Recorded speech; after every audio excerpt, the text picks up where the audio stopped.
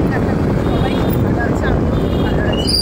তো কে কীরকম আছো প্লিজ কমেন্টে জানিও, কারণ তোমরা কে কীরকম আছো আমি তো জানতে পারছি না। তো কমেন্টের মাধ্যমে জানিও আমাকে যে তোমরা সবাই কেমন আছো। দেখো এখন 5:30 বাজে, আমরা সকাল সকাল এখন বেরিয়ে পড়েছি, একদম স্নান টান করে রেডি হয়ে বেরিয়েছি। এখন যাবো দিদি জামাইবাবুর বাড়ি, ওখান থেকে আমরা যাবো আজকে দক্ষিণেশ্বরে গিয়ে আবার স্নান টান করে ওখানে পুজো দেবো।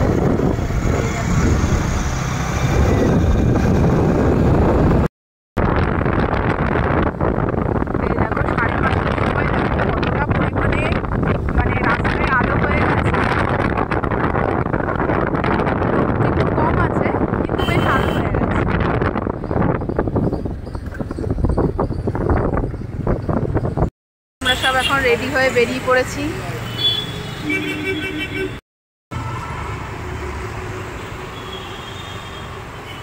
আমরা এখন দক্ষিণেশ্বরে এখন পৌঁছে গেছি। দেখো দিদি জামাইবাবু রয়েছে। হাই, এই হচ্ছে আমার শালাবো, ভিডিও করতে ব্যস্ত। Hi, hello. দেখো আমরা এখন ভিতর দিকে একদম উঠে গেছি, স্কাই ওভারের মধ্যে দিয়ে এখন যাচ্ছি আমরা। ছবি তোলা, দাঁড়াও দাঁড়াও। এই দেখো এখানে অনেক দোকান আছে, কিন্তু আমরা নিচের পুরনো দোকান থেকেই নেব, যেটা আমরা সবসময় দক্ষিণেশ্বর এলে সেখান থেকেই আমরা নিই। এই দেখো চলে এসছি আমরা মায়ের মন্দিরের ভিতরে। প্রচণ্ড বৃষ্টি হচ্ছে, দেখো ছাতা মাথায়। এই দেখো কি গো, একবার একটু হাই বলে দাও এদেরকে। হ্যাঁ, বৃষ্টি ভেজা সকালের শুভেচ্ছা। এই দেখো বৃষ্টি হলে কি হবে, আজকে যেহেতু অমাবস্যা লাগবে তো ওই কারণে অনেকেই আজকে এসছে মাকে দর্শন করতে। দেখো আমরাও এসছি মাকে দর্শন করব আজকে, কারণ 3 দিন তো মন্দির বন্ধও থাকবে, মাকে দর্শন করা যাবে না।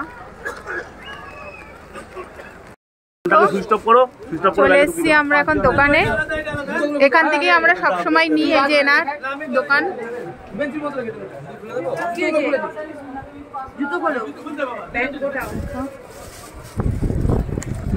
দেখো জামাইবাবু আমাদের ভিডিও করছে, দিদি জুতো খুলছে।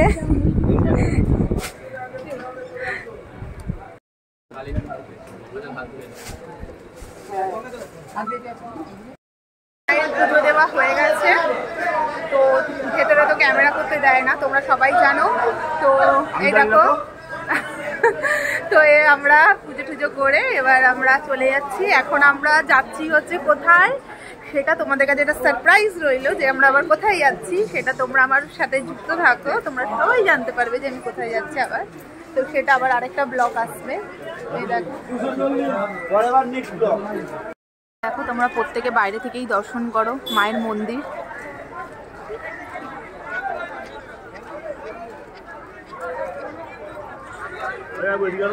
এই দেখো আমাদের এখন ফটো তোলার হয়ে যাওয়ার পর এই দেখো আমরা এখন বেরিয়ে যাচ্ছি।